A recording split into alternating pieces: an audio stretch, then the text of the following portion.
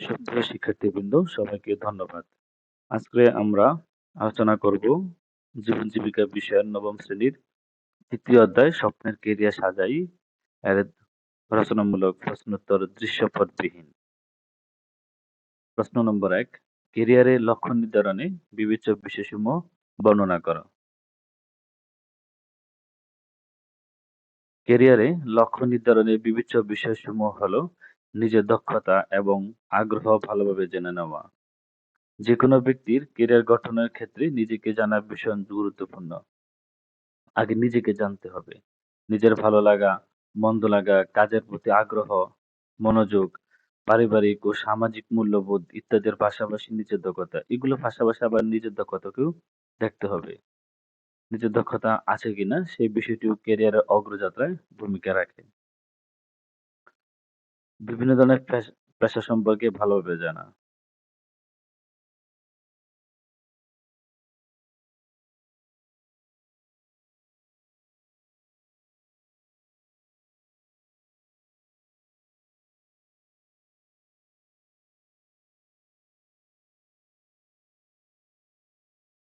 নিজের দক্ষতা, বিভিন্ন পেশা সম্পর্কে ভালোভাবে জানা। নিজের পছন্দ বা দক্ষতা অনুযায়ী আমরা যা করতে চাই তা খুঁজে বের করতে হবে।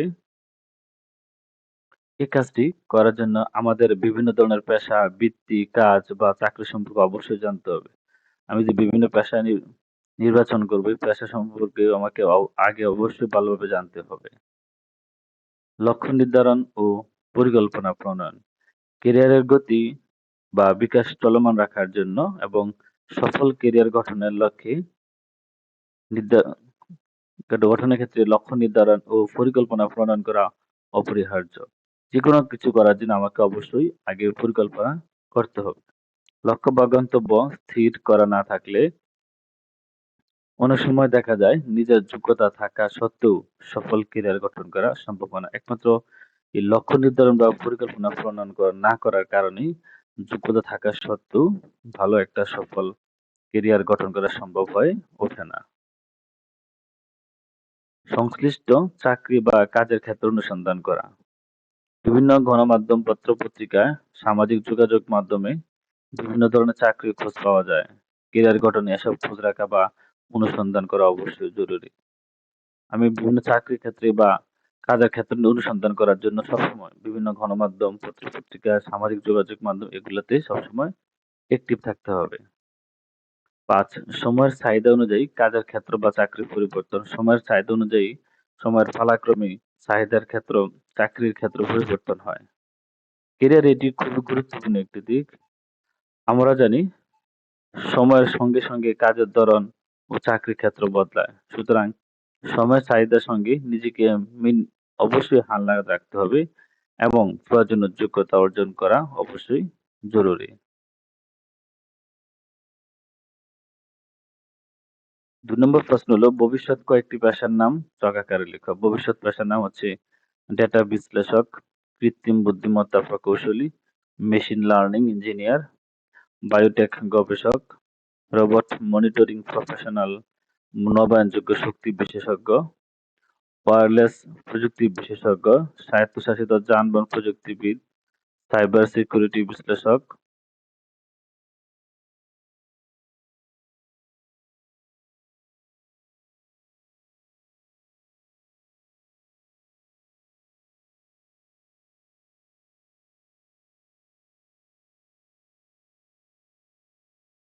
স্বায়ত্তশাসিত যানবাহন প্রযুক্তিবিদ, সাইবার সিকিউরিটি বিশ্লেষক, augmented reality developer, digital marketer এবং 3D ডিজাইনার। এগুলো হচ্ছে আগামী দিনের ভবিষ্যৎ পেশার নাম।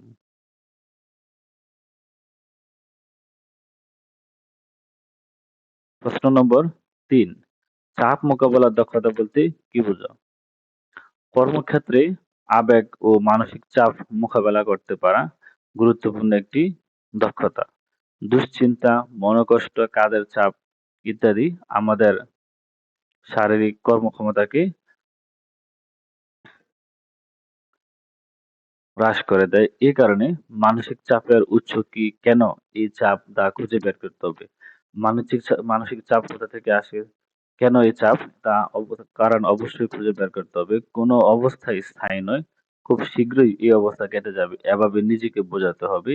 মনকে শান্ত থাকার কথা বারবার ধ্যানে এনে মনোবল বৃদ্ধির মাধ্যমে চাপ মোকাবেলা করার দক্ষতা অর্জন করা যেতে পারে। সায়েন্স ফিকশন কি?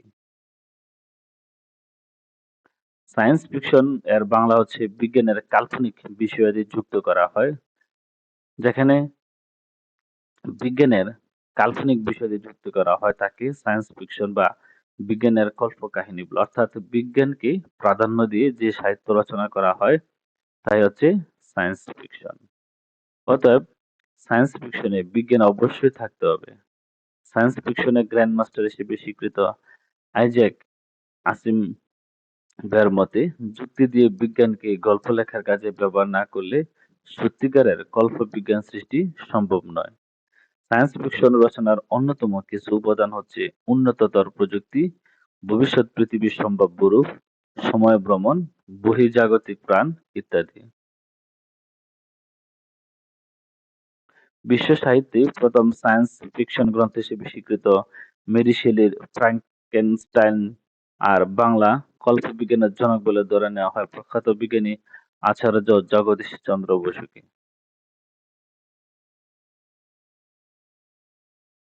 শ্রমবাজারের পরিবর্তনের ফলে কৃষিখাতে কি কি সম্ভাবনা রয়েছে?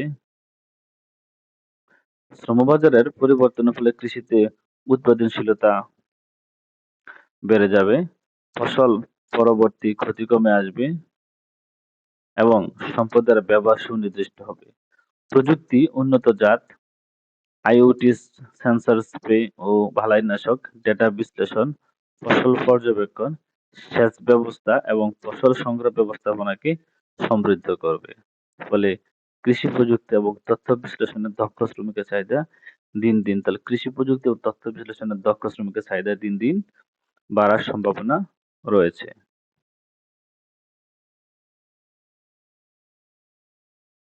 প্রযুক্তি উন্নয়নের ফলে গার্মেন্টস এবং টেক্সটাইল শিল্পে কি ধরনের পরিবর্তন আসতে পারে?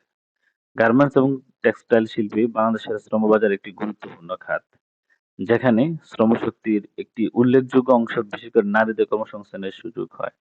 গার্মেন্টস এবং টেক্সটাইল শিল্পে কিন্তু নারীদের কর্মসংস্থানের সুযোগ বেশি হয়। বাংলাদেশ বিশ্বব্যাপী পোশাক রপ্তানিকারকদের মধ্যে অন্যতম এবং রপ্তানি আয়ের বাংলাদেশের মোট রপ্তানি আয়ের প্রায় 82% এই পোশাক এবং গার্মেন্টস শিল্প থেকে আসে। এখানে garments manufacturing, stitching, quality control এবং ম্যানেজমেন্ট সহ বিভিন্ন পেশার কর্মসংস্থানের সুযোগ হয়।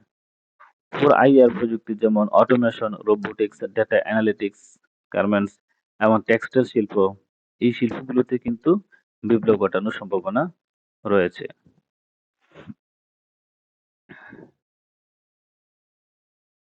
আর্টিফিশিয়াল ইন্টেলিজেন্সের সুবিধাগুলো লেখো। আর্টিফিশিয়াল ইন্টেলিজেন্সের যে সুবিধাগুলো সেগুলো হলো, আর্টিফিশিয়াল ইন্টেলিজেন্স কখনো ভুল করে না।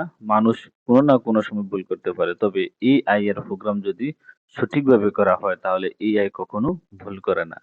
যেহেতু এআই এর সিদ্ধান্তগুলো ডিজাইন করা অ্যালগরিদম থেকে আসে তাই তার কাছে কোনো ভুল হওয়ার সম্ভাবনা থাকে না। যেহেতু অ্যালগরিদম অনুযায়ী কাজ চলে সেহেতু ভুল হওয়ার সম্ভাবনা খুবই কম।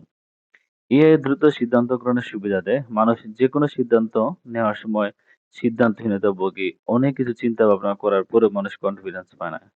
আর এই সিস্টেমে বিভিন্ন মেশিন লার্নারের মাধ্যমে মানুষের থেকে অনেক দ্রুত সিদ্ধান্ত নিতে পারে এই এআই প্রযুক্তি। এর ফলে মানুষ অনেক দ্রুত কাজ সম্পাদন হয় এবং অনেক সময় এর ফলে অনেক কাজ দ্রুত সম্পন্ন হয় এবং অনেক সময় কিন্তু বেঁচে যায়। একটানা ৭ দিন ২৪ ঘন্টা কাজ করার ক্ষমতা রাখে এই এআই। একটানা ৭ দিন ২৪ ঘন্টা। মানুষ কখনোই ৭ দিন ২৪ ঘন্টা একটানা কখনো কোনো কাজ করতে পারে না। মানুষের ঘুম এবং বিশ্রামের প্রয়োজন। এই এআই মেশিন একটি মেশিন, তাই তার কোনো বিশ্রাম ও ঘুমের প্রয়োজন হয় না।